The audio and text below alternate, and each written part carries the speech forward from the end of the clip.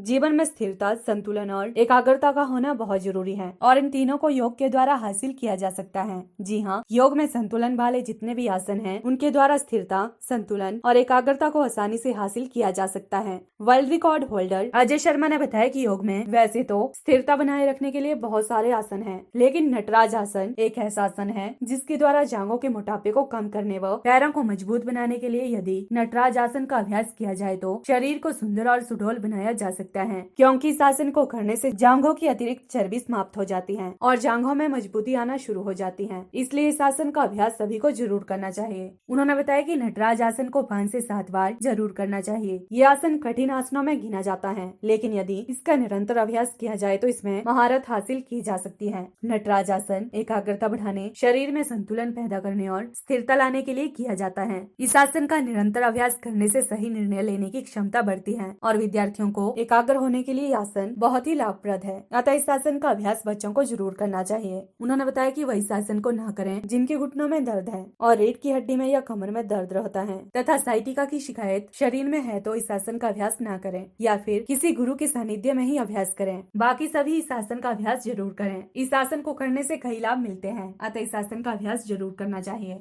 नमस्कार, आज हम जिस आसन को करने जा रहे हैं उसका नाम है नटराज आसन। और नटराज आसन एक बहुत ही अच्छा आसन है, एक बैलेंस करने वाला आसन है बॉडी को।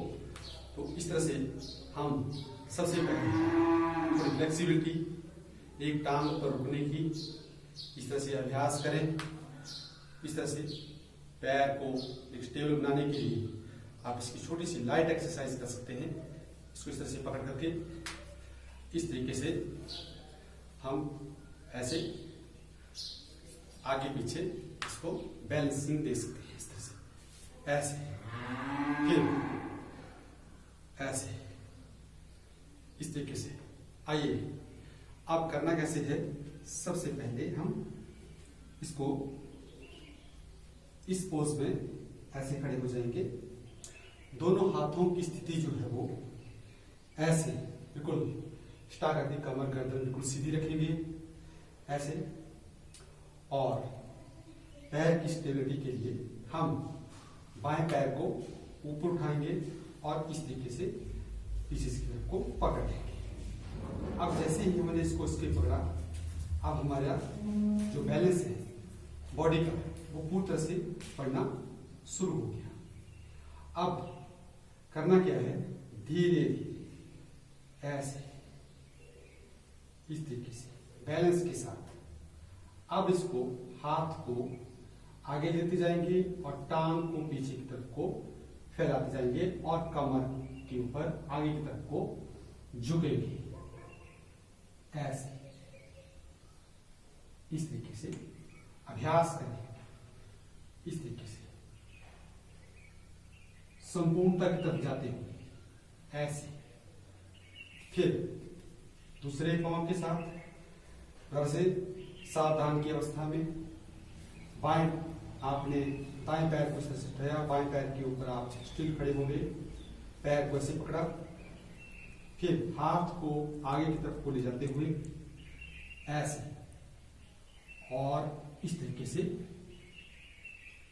पैर को ऐसे फैलाते हुए नटराज की स्थिति में आगे की तरफ को झुकाव, पैर को पीछे ऐसे इस तरीके से करते जाएं।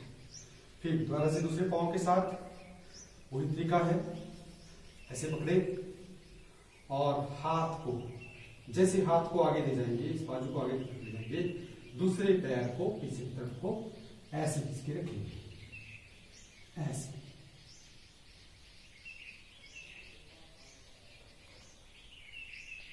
इस तरीके से नटराज की स्थिति में।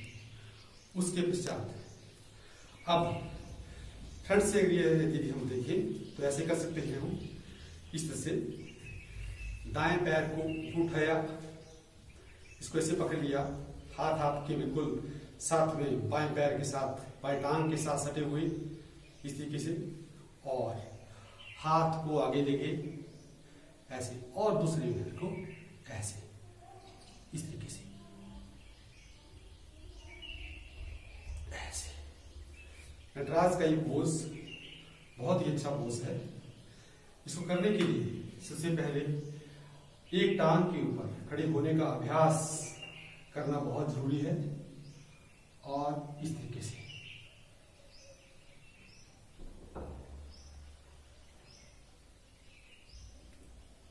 ऐसे इस तरीके से रुके रहे। फिर थोड़ा सा एंगल ले लेते हैं। एंगल के ऊपर जाने के पश्चात फिर दोबारा से बाएं टांग को ऊपर लिया, दाहिनी टांग के ऊपर आप खड़े हो गए ऐसे, और हाथ को आगे ले गए और इस तरीके से फैला देंगे।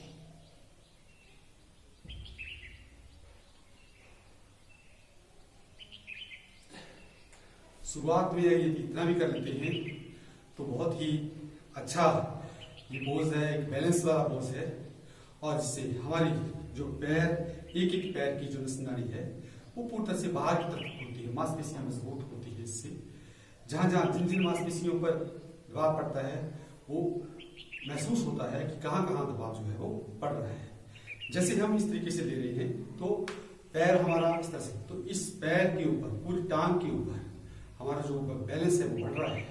हाथ को जैसे हम आगे ले जाते हैं, पैर को पीछे की तरफ को ऐसे। PLTV के लिए हमीरपुर से ब्यूरो रिपोर्ट।